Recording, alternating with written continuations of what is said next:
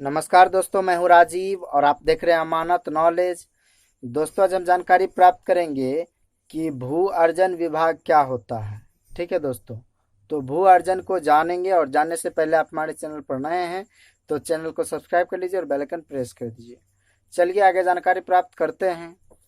तो दोस्तों, भू अर्जन जो है एक बहुत ही बेहतरीन सवाल है कि भू अर्जन विभाग क्या है। ठीक है, तो दोस्तों, भू अर्जन आपके जिला में भू अर्जन कार्यालय होता है। ठीक है, जिला भू अर्जन कार्यालय वहाँ पर जो है कि मान लीजिए कि आपके जिला में कहीं पर कोई हाईवे बन रहा हो, ठीक है, राष्ट्रीय राजमार्ग बन रहा हो, या फिर मान लीजिए कोई और सड़क बन रहा हो, ग्रामीण सड़क ही बन रहा हो, या फिर मान लीजिए कोई योजना है और किसी योजना के अंतर्गत किसी जमीन का जो है मतलब सरकार को लेना है किसानों से।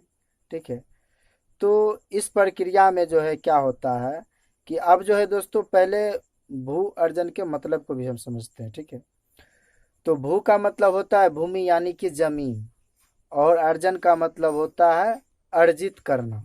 ठीक है, तो मान लीजिए कि जिस तरह से अगर किसी जमीन की आवश्यकता है या फिर मान लीजिए हाईवे ही बन रहा है तो उस हाईवे में जो है जमीन की आवश्यकता होगी। जहाँ तक हाईवे बनेगा वहाँ तक जो है जमीन की आवश्यकता होगी। ठीक है, तो वह जमीन को एक्वायर किया जाएगा। ठीक है, कितना जमीन उस सड़क में जा रहा है, किन किसानों का जा रहा है, ठीक है, वो सारा मैटर जो है भू अर्जन में जाता है। और भू अर्जन जो है उसे खरीदती है किसान से।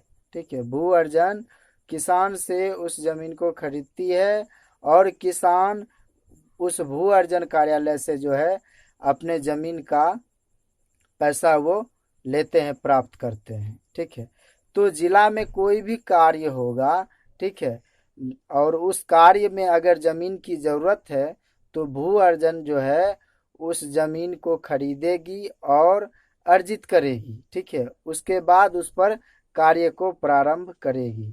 ठीक है, उसके साथ ही साथ एक चीज आप को मैं बता दूं कि अगर मान लीजिए कि किसी तरह का सड़क बन चुका है, ठीक है, भू अर्जन के मदद से, किसान की मदद से जो है कोई हाईवे बन चुका है या कोई उस तरह का मान लीजिए कि कोई भी योजना के अंतर्गत कोई चीज बनाया गया है। ठीक है, तो उसका नक्शा भी बनता है और उस नक्शे को जो है भू अर्जन में दिया जाता है। और दोस्तों, अगर मान लीजिए कभी भविष्य में मान लीजिए उस क्षेत्र के नक्शा की आवश्यकता पड़ जाती है तो वहाँ से जो है भू अर्जन विभाग से जो है आप उस जगह का नक्शा जो है प्राप्त कर सकते हैं, जिसे कंपनसेशन पेपर भी कहा जाता है। ठीक है, यानी कि जितने जमीन को एक्वायर करके भू अर्जन ने अर्जित किया, ठीक है, उसका जो है नक्शा बनकर भू अर्जन में रखा रहता है। ठीक है, और सरकारी अमीन को अगर उस क्षेत्र की बात की जाए, उस क्षेत्र में अगर काम किया जाता है फिर से किसी तरह का, तो सरकारी अमीन को भी जो है वहां से उस नक्शा को दिया जा सकता है। ठीक है, और मान लीजिए कि कोई विशेष रूप से उस तरह के व्यक्ति हैं, विशेष पर्सन हैं, तो वहां से निर्गत कर सकते हैं अपने कार्य के लिए। ठीक है, जो भी उनका कार्य हो, या फिर मान लीजिए कोई अमीन भी है तो वो भी मतलब अनुरोध करके वहां से जो है उस कंपनसेशन पेपर का जो है जेरोक्स ले सकते हैं। ठीक है, तो दोस्तों, उम्मीद करता हूं कि भू अर्जन क्या है आप समझ गए होंगे। ठीक है दोस्तों, अगर समझ में आ गया तो वीडियो को लाइक शेयर करना ना भूलें। मिलते हैं नेक्स्ट वीडियो के साथ, तब तक के लिए अलविदा। थैंक्स।